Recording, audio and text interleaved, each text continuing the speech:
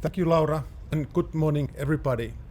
A very important part of the research that we do in Carbon Action is to develop a verification methodology for the impacts of carbon farming and this regenerative farming.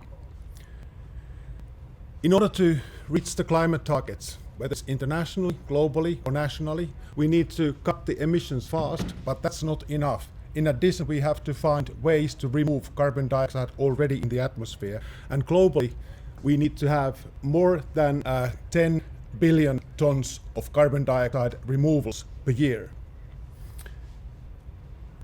All the removal methods which cost less than $100 per ton of carbon dioxide are land-based, based on carbon sequestration in land ecosystems. And all the other methods are estimated to remain more expensive than that during the coming decades. So this G here stands for soil carbon sequestration, and if you remember, we were looking for carbon removals of 10 billion tons per year. So the soil carbon cannot do that all alone, but it, I think, will be an important component of the carbon removal systems in the future. So that means that there is and there will be a lot to measure, report, and verify in the future regarding soil carbon sequestration. Well then, how it is possible to quantify the carbon farming of these better carbon farming methods? One possibility is to measure the exchange of carbon dioxide between the field and the atmosphere continuously using a so-called covariance methodology. This is an example of taking those eddy covariance measurements at an agricultural grassland site in southern Finland over a 2-year period. We will see, so below on the negative values, below the zero axis, we see that the photosynthesis of the grass vegetation removes carbon from the atmosphere. And then above the axis, the gray area denotes the respiration of plants and soil microbes, which releases carbon dioxide back to the atmosphere. The dark blue denotes the difference between these two, so that is the net carbon sequestration of this field when it's below the zero line, the negative value. And the red cumulative curve shows that this field has stored or removed about 2 tons of carbon per hectare during this 2-year period from the atmosphere.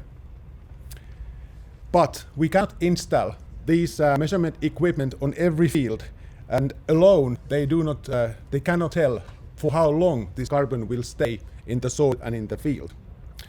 Another possibility to quantify the carbon sequestration of fields is to take soil samples, repeat the sampling, and then to calculate the soil carbon sequestration as a difference between these two measurement occasions. Such data are available, and this is an example of a study field of Swedish Agricultural University showing an accumulation of carbon in the soil of this field with straw and nitrogen fertilization over about 40-year period. But taking these samples, it is expensive, and again, alone, they do not tell for how long this carbon will stay in the soil. So, as one of our researchers puts it, you cannot measure everything, everywhere, all the time, and you cannot take measurements of the future yet. So measurements alone do not give us the information that we need. So for this reason, this is what the scientific community is at the moment suggesting to be a future verification system of soil carbon sequestration. It takes advantage of different methods that give us information of the soil carbon and soil carbon sequestration, and it also makes use of modeling and the information technology to effective computing. And this is a methodology that we have established here in Carbon Action and at the Finnish Meteorological Institute. The idea here is that this system combining models and combining measurements and combining efficient, powerful computing facilities it calculates these estimates. So the idea is that this calculator system, it calculates these natural science-based estimates of carbon sequestration, and then these natural science-based estimates of soil carbon sequestration are then adjusted to meet the needs of the different uses of this information in the society. And that is what these red arcs denote in this picture. But our role as a scientific role is to make the natural science-based system, but also make sure that it gives the information that is relevant for the different uses in the society.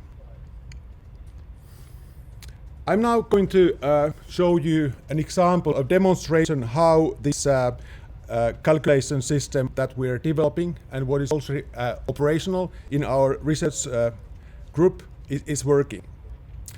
So the idea here is that we do the calculation, we calibrate the calculation system and test the validity of the calculation system at study sites where we have intensive measurements. So we calibrate it there and make sure that it produces reliable estimates there.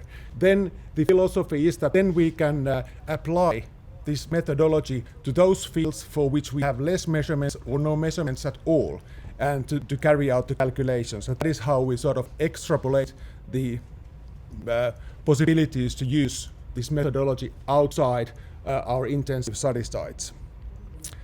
And now the approach is that this map shows that where we have these, for example, the intensive measurements we have on that field, which is on the top of this map, and then we are applying that on those fields which are there on the lower side of this map. And this is a kind of exception that the intensive side doesn't need to be so close to the measurement, but this is our example.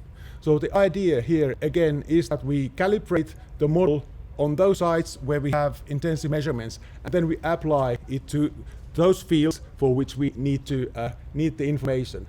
And now the idea is to calculate what happens on this field if we continue business as usual farming. The purple line depicts that. And then we simulate another scenario of future where we apply improved carbon farming practices, and that is depicted by this green line there. And now what is the kind of the additional carbon sequestration in this field resulting from the improved carbon farming practices is the difference between these two. And that is the kind of the carbon that is there in the market, and that is the amount of carbon that we are interested in. And this is a result of this simulation for this site. The purple here shows the business as usual, and then the green shows the development resulting from improved carbon farming. And then this black line shows the difference between these two, showing the amount of carbon credits that have been created by this improved carbon farming practice. And then you can see there is this dashed line showing that is the most probable value, but around this most probable value there is a range, that is the uncertainty range, because it's very important that we know how reliable our estimates are. And then this is like a weather forecast. If you look at the weather forecast, you get the most probable temperature estimate, but then you also get the range, how reliable, where it may vary according to statistical uncertainty. And that is what we are calculating here as well. And then still further detail here is that without any soil measurements from this site, we get the wide uncertainty range. But then if we just take during the first few years of this simulation or this experiment, we take soil samples and measure carbon, that already decreases the uncertainty so that it is this darker color. So this is just to illustrate how the soil carbon measurements help to improve the reliability of these calculations. Well, then the final thing that I want to here mention is that in order to illustrate the impacts of carbon farming and also to demonstrate how this research work and these different measurements and the modeling are related to the real world and in the practical farming and the everyday life on the farms, we have developed a field observatory. This is already available in an address www.fieldobservatory.org. It's not quite finished yet, but everything that's there is okay. And what we have done here is that we have included in the field observatory our 2 intensive study sites, and then we have included in the system 20 of those 100 carbon action farms, which Sara mentioned in her talk.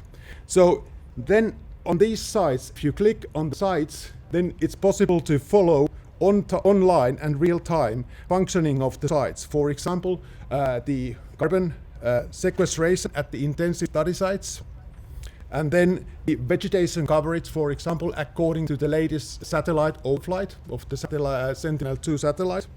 And then we are adding our carbon sequestration forecasts to this field observatory, so that already during this year we will add a 15-day carbon sequestration forecast for these sites, for these intensive study sites, to this map. So, and that is the 15 days because we have weather forecast available for the next 15 days. And then in next year we will be adding the kind of the decades long forecast of the carbon sequestration for these sites.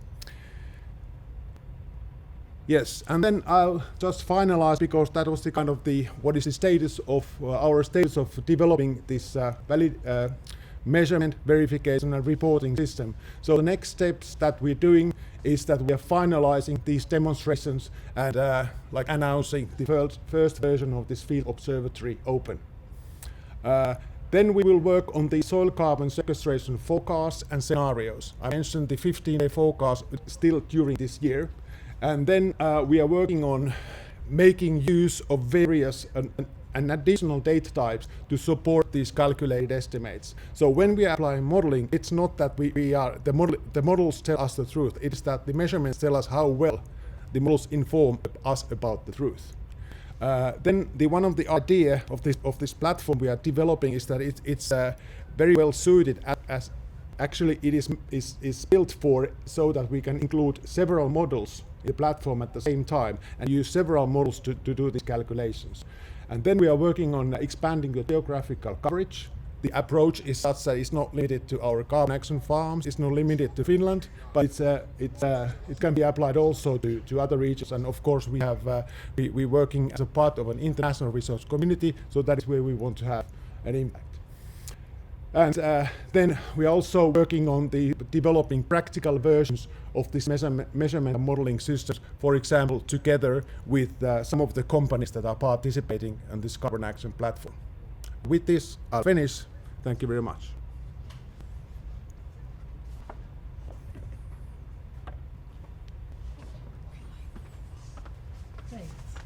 Thank you, Jari, for the very clear presentation. I'm looking at the questions here at the chat, and actually there is one question, but I think it's not, maybe it could be that Sara is better to answer this one.